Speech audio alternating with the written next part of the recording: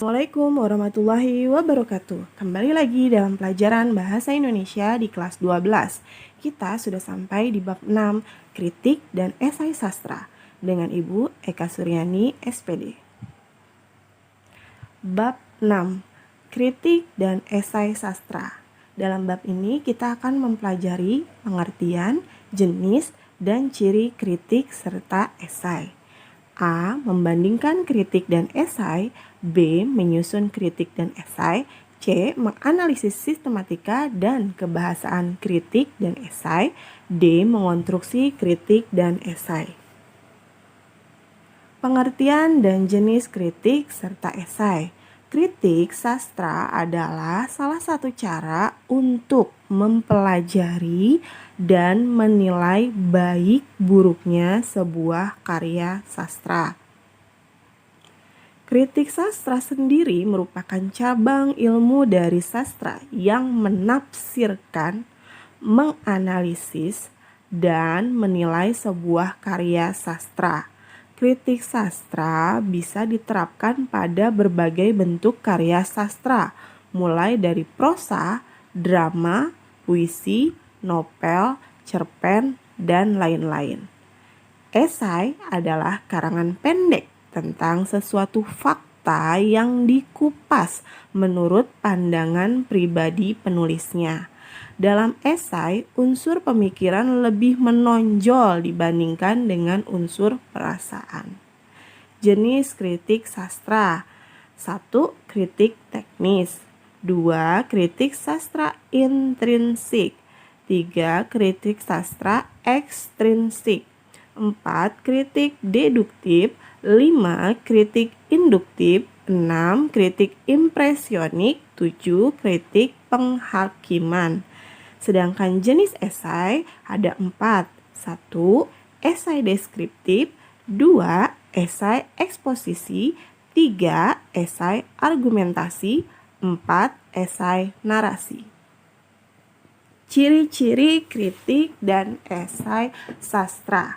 Ciri-ciri kritik sastra. 1. Memberikan tanggapan terhadap hasil karya sastra. 2. Memberikan pertimbangan baik dan buruk sebuah karya sastra. 3. Menggunakan pertimbangan yang bersifat objektif.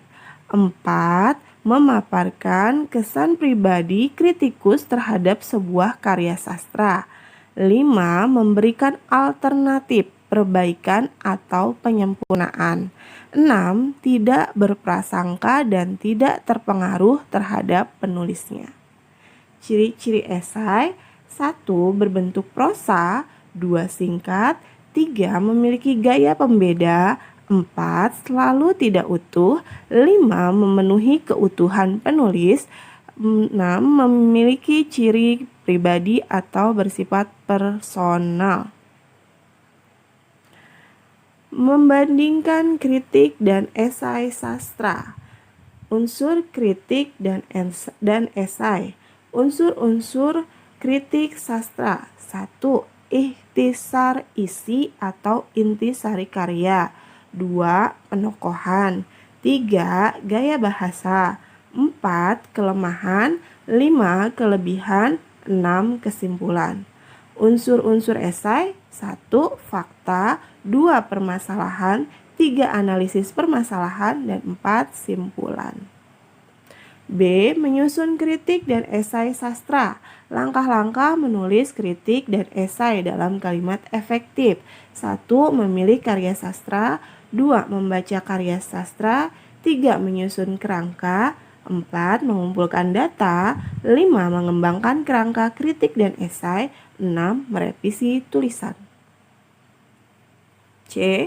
Menganalisis sistematika kritik dan esai sastra. Bagaimana caranya? 1. Orientasi atau pendahuluan.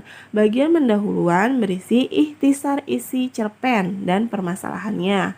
2. Tafsiran isi. Bagian isi mengungkapkan tafsiran tentang penokohan dan gaya bahasa. 3. Evaluasi. Bagian evaluasi mengungkapkan kekurangan dan kelebihan isi cerpen. 4. Rangkuman. Bagian penutup berupa simpulan dan saran apa yang harus dilakukan pengarang. Menganalisis kebahasaan kritik dan esai sastra. 1. Menggunakan kata kerja perba. Perbanya ada perba aktif dan perba pasif. Perba aktif diawali dengan me. Contohnya menggambarkan. Kalau perba pasif diawali dengan di. Contohnya digambarkan. Kedua, menggunakan kata sifat atau adjektiva. Jenis adjektiva yang sering ada dalam kritik dan esai adalah kata sifat atau keadaan. Contohnya lemah, lembut, pendiam.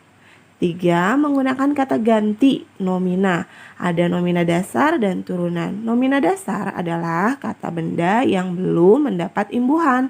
Contohnya baca. Nomina turunan adalah kata benda yang sudah mendapat imbuhan. Contohnya bacaan. 4. Menggunakan konjungsi. Konjungsi ada konjungsi koordinatif, yaitu membandingkan unsur kalimat setara. Contoh katanya adalah dan. 2. Konjungsi subordinatif, menghubungkan unsur kalimat yang bertingkat. Contohnya karena.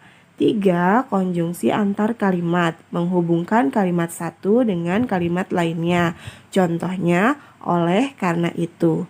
4. Konjungsi antar paragraf, menghubungkan paragraf satu dengan paragraf lainnya. Contoh ketika.